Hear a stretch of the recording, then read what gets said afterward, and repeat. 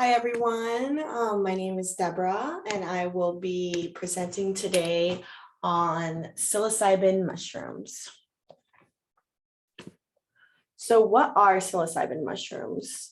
They are naturally occurring and are consumed for their hallucinogenic effects, and they belong to a group of drugs called psychedelics, which usually trigger changes in your perceptions, moods, and thoughts. They are wild and cultivated and usually contain psilocybin. When taken, it's converted into the body to psilocin, which is the chemical with the psychoactive properties that makes you go on a trip.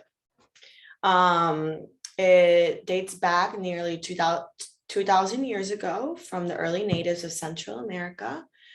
And Gordon Wanson was actually one of the first to identify psilocybe mexicana mushrooms in 1955. And then Albert Hofmann in 1958 was the first to synthesize the active ingredient.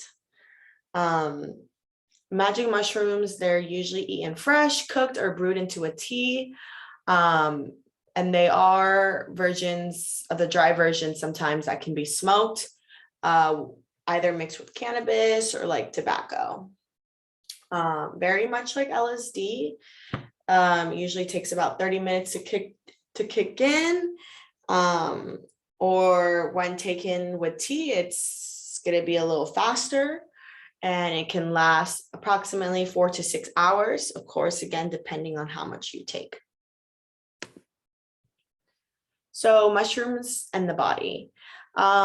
Magic mushrooms can definitely affect everyone differently based on size, weight, and health, whether the person is used to taking it or whether other drugs are taken around the same time.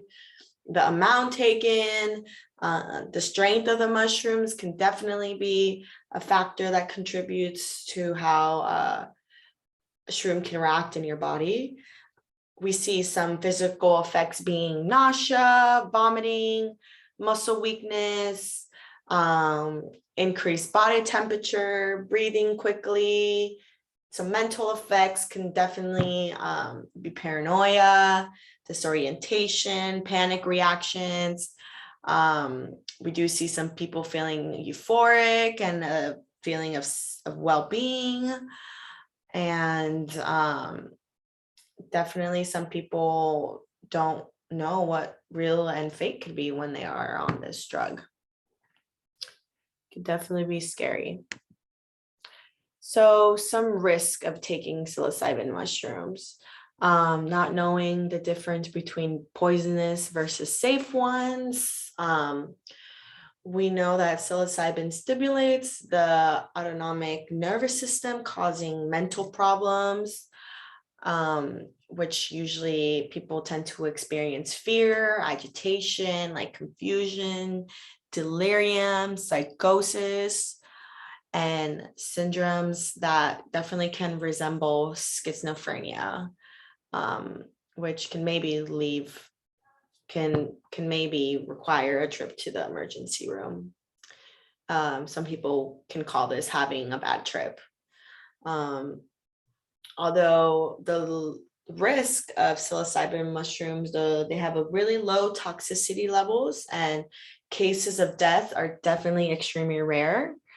We have seen definitely new ideas about shrooms nowadays, and although they are not for everyone, some people are using mushrooms for healing purposes and enlightenment purposes.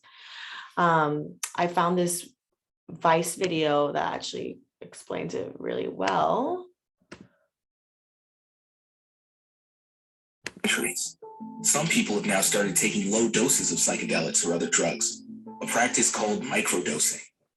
Why are people doing this? I think more and more people want to, if you'll allow me to put a word on it, they want to start cultivating wisdom. Psilocybin could improve your insight, right? Improve the reduction of your egocentrism, right? Your ability to pick up on other people's perspectives, and also enhance your capacity for self-transcendence, which is what you need to overcome self-deception. And I would say that's the core of wisdom. Interesting.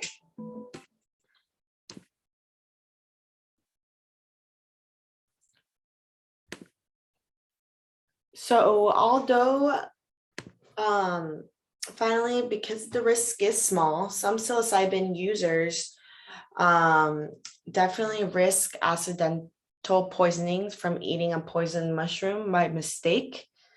This can definitely cause some muscle spasms, confusion, and delirium, which can end up in the emergency room. The come down from this drug, like any drug, can also be very bad, causing exhaustion, depression, anxiety.